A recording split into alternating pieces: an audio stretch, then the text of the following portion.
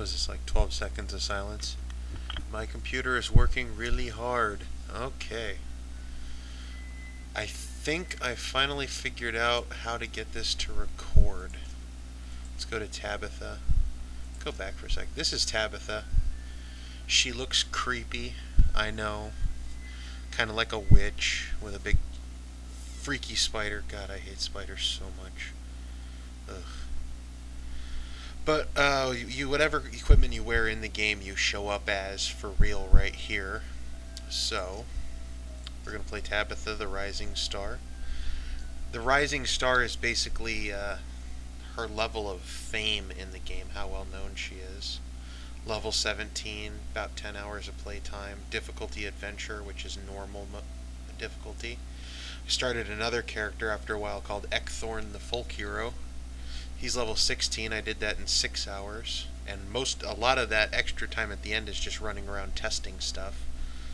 So he's and hero difficulty is one step above adventure. You'd call it like hard, and that's what Ekthorn looks like. Come on, switch over. There he is. He's wearing glasses and a Turkish helmet. He also has a spider. Your companion is supposed to be a cat or a dog. You can feed them fish, and they turn into monsters. And if you find a flawless quality fish, they permanently turn into monsters. And the most common flawless fish is a grouper, which turns them into those creeping willow spiders. Tabitha's the character I made just to try out the game. I had no clue what I was doing at the time. And I found a really, really good spear, so she became a spear user. And she also really likes magic, because I wanted to try out the spells. Ekthorn doesn't use magic.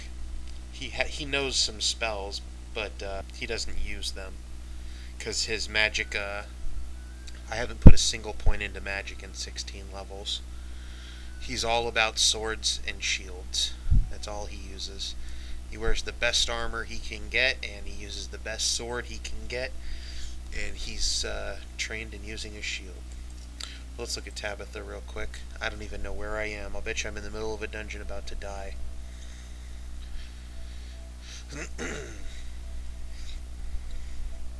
Come on. You can see her spear was basically dripping with frost and flame enhancements. You can add gems to magic weapons. Alright. I got 58,336 gold from the sale of items. Thank you, Rin. Alright. You can zoom in, but you're always going to have this view of the character. Down here is your health bar. Here's your magic bar.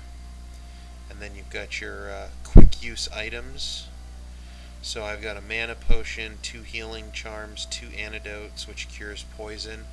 And then just in case I need Rin, my little creepy spider friend here, to turn into an even better monster, I can feed him this small roughy. Take a look at equipment.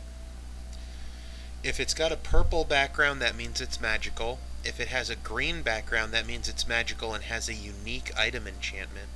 And if it's a yellow background, that means it's an artifact. A gray background just means it is a regular item, of which I have none. So we look at my spear. Much like Diablo, I've never actually played Diablo, but I know of it. You add all these extra little adjectives in order to describe the item. So this is Agroth. Weird names like that are what tell you it's got a unique item enhancement. Icy, Shocking, Gilded Spear of Seasons. Those stones, if I can get a good block on that. You can't see them very well. Can I do it if I do it down here? No. Alright, well, you can't really see the stones. That green stone at the top is a superior jade stone, which provides the, where are we? 15, that attack speed bonus, sort of a 5 down, mana, stamina, life, stamina, and then attack speed. 15% of that is that jade stone. The other 4% is part of the enhancement. That is a superior ruby is the next stone. and that gives us the 10 fire damage at the top. And the stone beneath it that I can't let you see because the enhancement window is so big is a bloodstone. And at the very bottom of the list, that plus 10 damage dealt bonus is that. All the rest of this, just huge amounts of little bonuses here and there come from the spear itself, along with 6 of the actually 16 ice damage and 23 electrical damage. Those were on the spear when I got it. So that's a fun little weapon. These are Steam Crusher's Superior Smiting Elite Soft Gloves of Wealth. The wealth means they drop 24% more gold. Gives me a 1% life stolen per hit, plus 5 damage, 10% life bonus, 4% defense penalty, and 10%. The 10% faster casting speed comes from the gem right here in the middle. Here's another 10% faster casting speed gem, and then this gives me the various bonuses you see here. Here's my Flamecutter's Disciple's Belt of Quickness. This plus 6 hammer skill bonus, plus 4 bow and crossbow bonus, plus 6 sword bonus. Those are all pointless for me because I don't use hammers, bows, crossbows, or swords. The rest of them are pretty nice. Beast Drinker's Runic Gold Ring of Prosperity. Bigger gold drop bonus, tons of dexterity and magic. Ice Stomper's Hammered Horned Boots of Prosperity.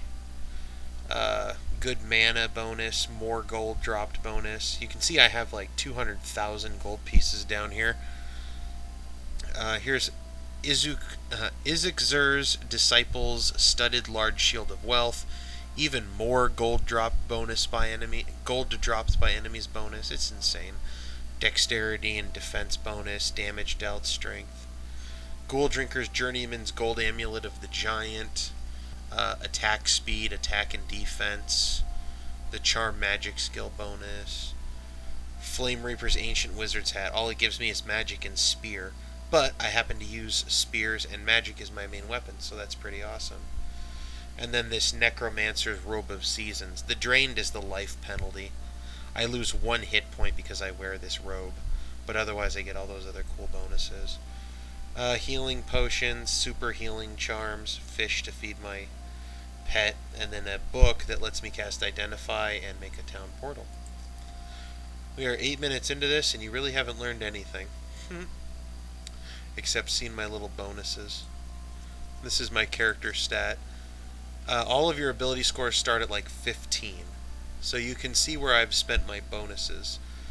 The number in white, if you can read that, I'm not sure what it'll look like. Yes? To my computer. 47, I've got a plus 13 strength bonus. I double my dexterity. A little bit of a vitality. Half again as many magic. I deal 90 to 109 points of damage on a hit. Very nice attack and defense values. Kind of crappy life values. Decent mana. This is my spells. I'll open my spell book. You can have 6 spells in each category. There's attack, defense, and charm. Attack magic does what you'd think it does. It deals damage. Here's the fireball spell. Costs 12 mana. Deals 72 to 83 hit points of damage. And as you see at the bottom, not sure how well you can read it, basically the spell deals 2 to 7 points of damage, and then an extra 2 points of damage per your skill level. So it gets up there. And then fire wall, basically a flame in a 40-foot wide burst. Frost spell deals damage and slows the enemy. An area slow, which just slows the enemy movement and attack. A big lightning storm spell that can deal a whole crap ton of damage. And frailty, which lowers defenses. Defense magic either heals you, such as my minor heal, greater heal, and greater group heal spells. It can protect you, such as my spectral armor, which basically doubles my defense, and my reflection, which takes damage back at the enemy. And then there's ringing blast, which is one of my favorite spells. Pushes all the enemies away from you and deals some damage. And really quickly, charm magic does its major functions are summons. I can summon spiders, frost beetles, timber wolves, and it also lets me cast miscellaneous spells like creating portals back to town when I'm in the dungeon, or automatically revealing the dungeon map so I can find a stairway up or down, or identifying the powers of magic items. Alright. Real quick, you get to spend points on skills when you level up. Weapon skills give you attack and damage bonuses. Critical strike deals double damage. Spellcasting reduces the time it takes to cast a spell. And then these are the attack. These magic skills deal with your ability to do magic.